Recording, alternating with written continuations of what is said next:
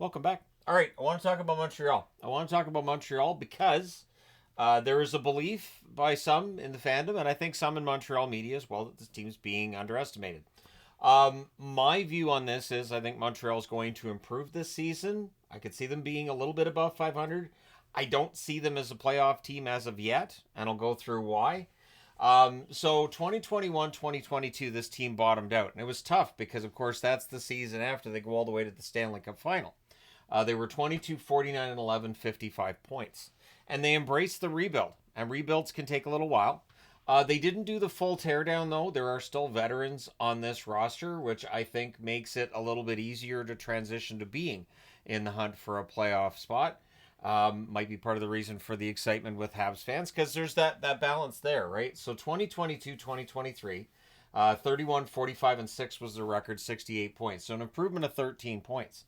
This past season, they finished 30, 36, and 16, 76 points, so another 8-point improvement.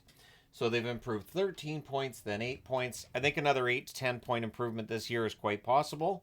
And again, it's about that incremental improvement. And when you're going through a rebuild, hey, as long as it's improvement.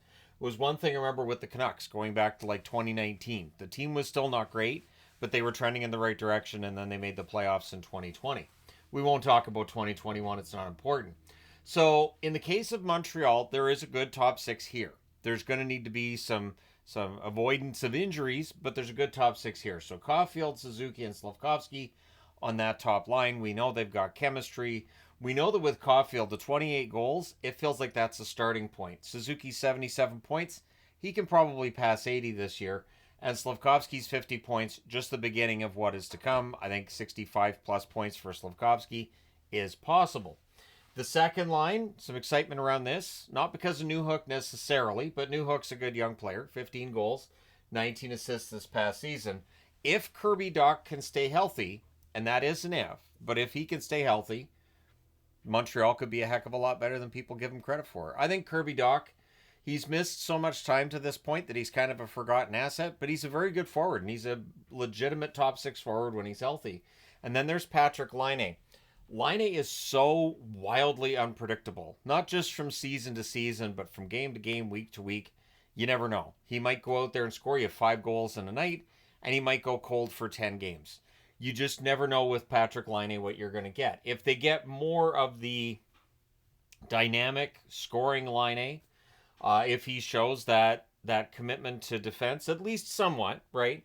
I think he can be a bit of a game changer for them. That being said, with Laine, it is a matter of being able to play the full season and making sure that any setbacks he's had over the past few seasons are in the past and he's moving forward. And so I do wish Laine all the best, but there's some ifs there, right? And that's really the thing here with Montreal. Adding Laine could be an absolute home run. It could also be something we look back on and go, if he'd played more games, like that kind of thing, right? The blue line is good. The blue line, though, does have some inexperience here. So Matheson, 11 goals, 51 assists, 62 points. I don't think we expect Matheson to do that again, right? His ice time's going to get eaten into by some of the young players coming up, too. So I think Matheson's going to play a little bit less. I don't think we see 62 points out of him. Maybe 45, maybe even 50. I don't think we see 62. Caden Gooley, 6 goals, 16 assists. He's, of course, recovering from getting his appendix taken out. He should be good to go for the start of the regular season, I would think. And Gooley is a key defenseman for this team. But is he young? Yes, absolutely he is. As is Lane Hudson. Hudson's seen as potentially being in that top 4. And David Savard, 6 goals, 18 assists, 24 points for Savard this past season. Not too shabby for Savard, a defensive defenseman. I've seen some, and I'm saying Montreal fans here, saying, well, on the right side we got too many guys. Maybe it's time to trade Savard. My answer to that would be no. Savard has experience. You need experience on that blue line. In net, it's a good, not necessarily fantastic tandem, but a good one. Montembeault 16, 15, and 9 this past season with the 903 save percentage. Caden Primo 8, 9, and 4 with the 910 save percentage. So maybe Primo gets a few more starts this year than he got last season. He's definitely been brought along slowly by Montreal. They carried 3 goaltenders for much of last season before they traded Jake Allen. Now this is their tandem. Now, their next wave of players is where the excitement really lies with this team too. You've got Demidov, who's having a good year in the KHL, right? He's a right winger. You've got David Reinbacher, a right-handed defenseman. You've got Logan Mailloux, also a right-handed defenseman, and this is where that argument comes in about, hey, we've got too many right-handed defensemen. We could just move one of the veterans. I wouldn't necessarily be doing that. You got Owen Beck, who's a center. Michael Hage, isn't it? Or Michael Hage, center. And then you've got Jacob Fowler, a goaltender. Oliver Kapanen as a center as well. I figured I'd put him on the board too. There are some really good prospects here. Beck, of course, Canadiens fans excited to see what he can do for the Canadiens as soon as possible. Maybe as a center, maybe he ends up being that third line center for them eventually. Maybe that's the plan. But is there a really good team of the future here? Absolutely. I just don't feel like that future is necessarily right now. And you've got Joshua Roy, who can play left wing or down the middle. You've got Sean Farrell, who can also play left wing or down the middle. Both of them in their early 20s could jump into a role with this team. I didn't get into all the depth and everything because I feel like with Montreal and with what we're talking about here, if they're going to make that next step, it's going to have to be a really solid top 6 and a really good top 4 on the blue line. And I just don't see them as being in the same category as some of the rest of the division. Now, once Carey Price is on LTIR, they're going to have some cap space. They also have extra draft picks. So if this team overperforms, there are some options here for Kent Hughes.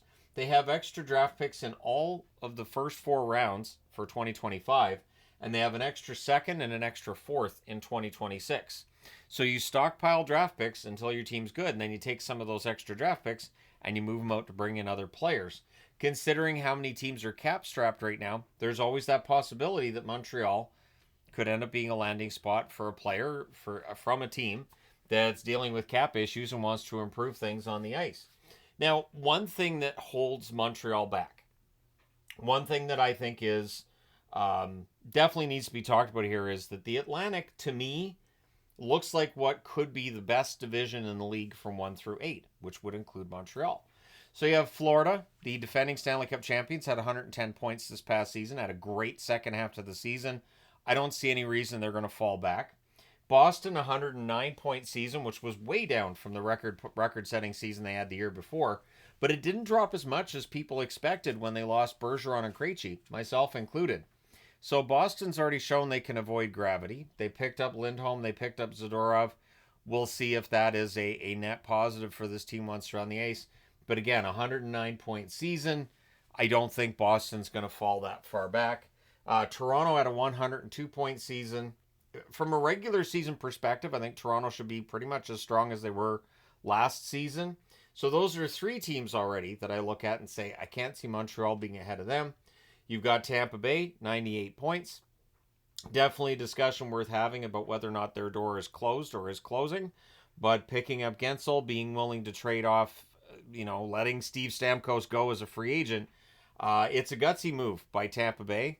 And I think they're still going to be a playoff team this season. You have Vasilevsky and Nat Kucherov up front, Hedman on the blue line. Yeah, they're a pretty good team. Detroit was 1 point away from being a playoff team this past season. I don't think Detroit is weaker. In the cases of Buffalo and Ottawa, you can make an argument for Montreal ahead of Buffalo or Ottawa. You absolutely can. Ottawa and Buffalo are 2 teams that have made a habit in recent history of underachieving and not quite getting to where people expect them to be. So if Montreal ends up being 6th in the division, that wouldn't, to me, be a huge surprise if Buffalo and Ottawa ended up having a season where they just don't get it done. I just cannot make the argument for Montreal ahead of the other teams on the board here. But starting next season, I think we'll be able to. I think we'll see a drop-off for Boston. I think we'll see a drop-off for Tampa. There's just that cyclical nature of the NHL where teams are good for a while and then you have to go through like a rebuild or a retool. I think Boston and Tampa could be knocking on the door of that. Toronto, no idea. Because we don't know what's going to happen with Marner and Tavares and what they're going to do with all the money if they don't sign him and all that fun stuff. And of course, as I said with Florida, the defending Stanley Cup champions, I don't think they're going to be in any trouble anytime soon. Florida's built a really strong team from top to bottom, front to back. And so again, for Montreal, I think part of what hurts them is the division they're in. If they were in the Pacific Division, I could argue them ahead of San Jose easily, ahead of Anaheim. That's pretty easy too. So right away, they're up to at least sixth if they were in the Pacific, and that's not even including Calgary. So that could take them up to fifth.